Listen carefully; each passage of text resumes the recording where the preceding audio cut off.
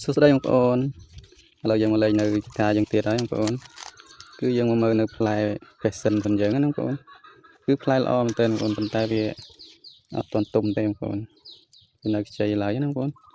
ហើយបងប្អូនយើងណាដឹងខ្លះថាផ្លែហ្នឹងគេយកទៅធ្វើអីហូបឲ្យឆ្ងាញ់ណាបងប្អូនគឺខ្ញុំមិននេះគឺបានតែដាំទេបងប្អូនគឺអត់សូវស្គាល់ទេអត់ដែលបានហូបគេទេដោយសារតែយើងអត់ដែលដឹងណាបងប្អូនគឺយើងបានតែដាំគឺយើងដាំបានរយៈពេល 2-3 ឆ្នាំហើយបងប្អូនផ្លែ 2-3 សាហើយតែយើងអត់ដែលបានហូបទេផ្លែទុំធ្លាក់ចោលអញ្ចឹងណាបងប្អូន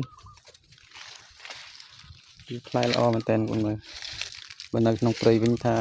មិនផ្លែគេហូបទេបងប្អូនគឺថាផ្លែឡែងហើយមកទៅណាបងប្អូនបើនៅក្នុងព្រៃគឺខ្ញុំធ្លាប់ស្គាល់តែផ្លែឡែងទេ